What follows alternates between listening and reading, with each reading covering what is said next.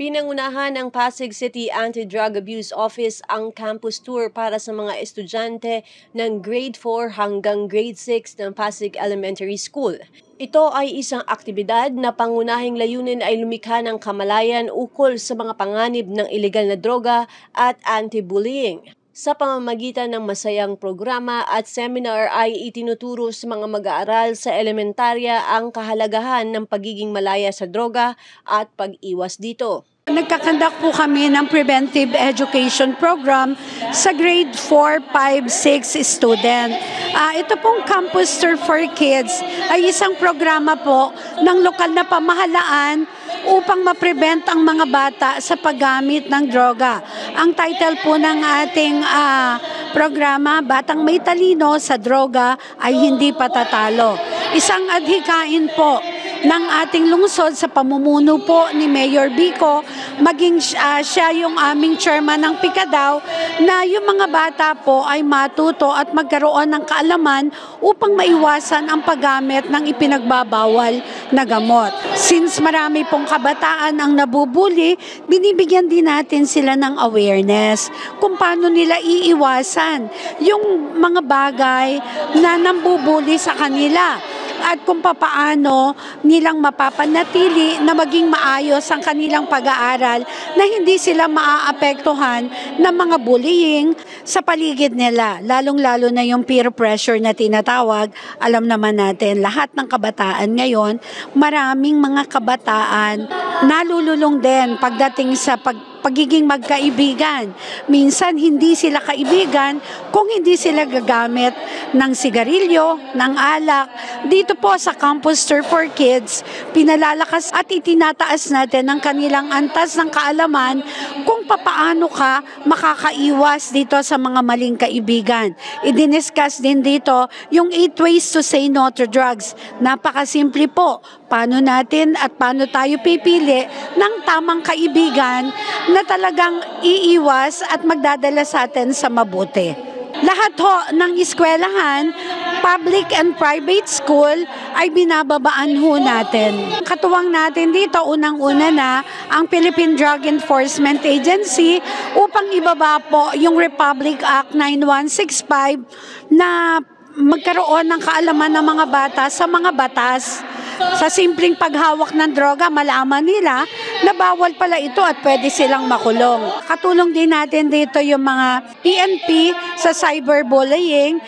Binibigyan din ng kaalaman ng ating mga PNP yung mga kabataan upang palakasin yung kanilang pag-ayaw o paglaban dito sa mga cyberbullying. Mga estratehiya ba kung paano nila maiiwasan at hindi sila tuluyan na magkaroon ng mental health problem dahil binubully sila. At katulong din natin dito ang Dangerous Drugs Board na magtuturo kung paano magkaroon ng tamang kaibigan at paano iwasan ang maling kaibigan. Lalo na po ang Division Office, katuwang at katulong din natin yung mga guro, syempre yung mga mag-aaral. Ang amin pong mensahe at nais ipaabot sa mga kabataan, ang droga nasa paligid lang yan. Maraming tao, lalo na kung ikaw ay may problema, lalapit sa'yo.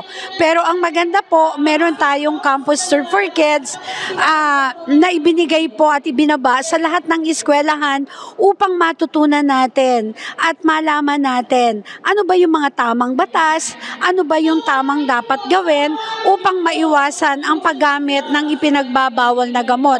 Ito po ay isang programa ng ating lokal na pamahalaan sa pamumuno ni Mayor Vico, ni Vice Mayor, ni Congressman Roman Romulo at ng buong council. Sinuportahan po ito upang ang ating mga estudyante ay lalong lumakas sa paglaban at makatulong ng lokal na pamahalaan na lumaban at umiwas para gumamit ng ipinagbabawal na gamot. Even before, isinasagawa na itong programang ito ng ating LGU at nakakatuwa naman na ngayong school year na ito, heto ulit tayo para suportahan ang programa na may kinalaman sa anti-drug abuse and bullying.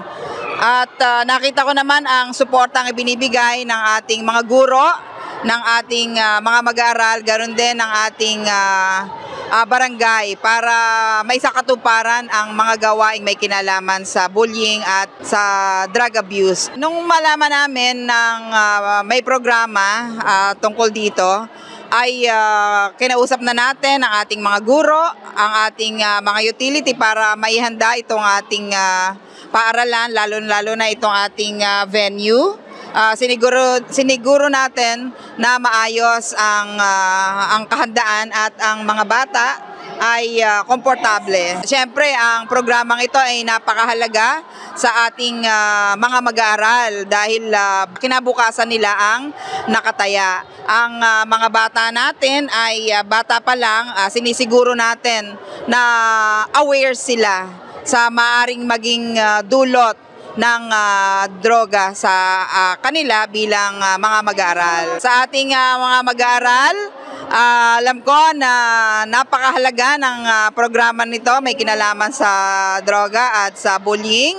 At alam ko na kayo ay batang matalino dahil ang sabi nga sa team ngayon, ang batang matalino umiiwas sa droga at alam ang maaring dulot nito sa kanila. Kaya mga bata, tandaan nyo lagi ang kahalagahan ng programang ibinababa sa atin ng ating LGU sapagkat ito ay para sa inyo, para sa kinabukasan nyo. Ako si Luan Peñano para sa latest ng iNews Pasig.